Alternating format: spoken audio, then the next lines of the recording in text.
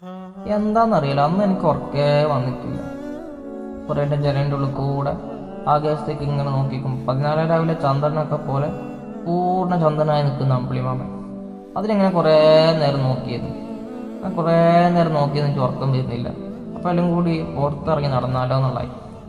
അങ്ങനെ പുറത്തിറങ്ങി നടക്കലൊക്കെ കൂടി പിന്നെ എന്താ വെച്ച് എന്നാൽ പിന്നെ കടലിൻ്റെ അടുത്തിലേക്ക് പോവാം. എന്തായാലും ഉറക്കം വരുന്നില്ലല്ലോ, പുരേൻ്റെ അടുത്ത് നിന്നാണ് കടൽ. അങ്ങനെ മെല്ലെ പുരേൻ്റെ വാതിലടച്ച് കടൽ ലക്ഷ്യമാക്കിയിട്ട് ഇങ്ങനെ കുറേ നേരം നടന്നു. അങ്ങനെ നടന്ന് ഒടുവിൽ കടലിൻ്റെ കരകിലെത്തി. അങ്ങനെ അതിൻ്റെ ഒരു ഭാഗത്ത് ഒരു മൂലക്കിലങ്ങിയിരുന്നു.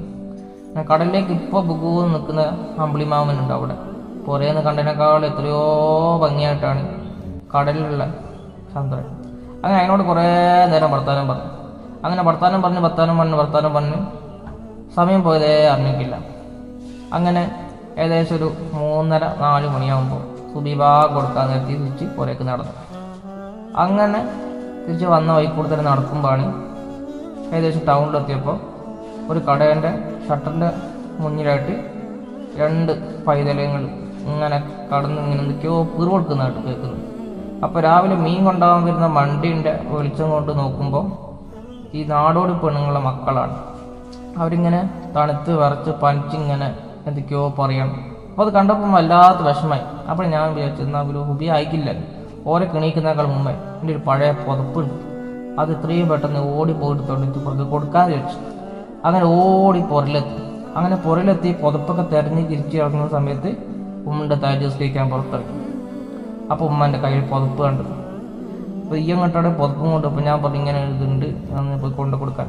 അപ്പോൾ ഉമ്മക്ക് ഒന്നിച്ച് സമ്മതിക്കില്ല. അങ്ങനെ അത്രയും ആൾക്കാരുണ്ടാവും നിങ്ങൾക്ക് കൊണ്ടു കൊടുക്കാമെന്ന് പറഞ്ഞിട്ട്. പക്ഷെ എൻ്റെ മനസ്സ് ഓർത്തില്ല കൊണ്ടു കൊടുക്കാതിരിക്കാൻ.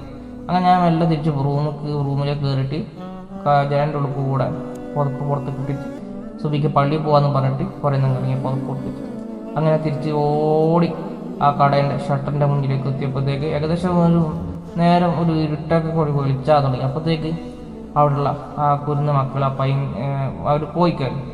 അപ്പോൾ വല്ലാത്ത വിഷമമായി. അങ്ങനെ ഞാൻ വിചാരിച്ച് എന്നാൽ പിന്നെ പുതപ്പാട് വെച്ചേക്കാം, ഇപ്പോൾ നാളെ വരുമ്പോൾ ഒരു എടുത്തോട്ടെ കടലിൻ്റെ മൂലക്കിലേക്ക് വെച്ച് അങ്ങനെ തിരിച്ച് ഞാൻ പോയി. അങ്ങനെ തിരിച്ച് പിന്നെ പണിക്ക്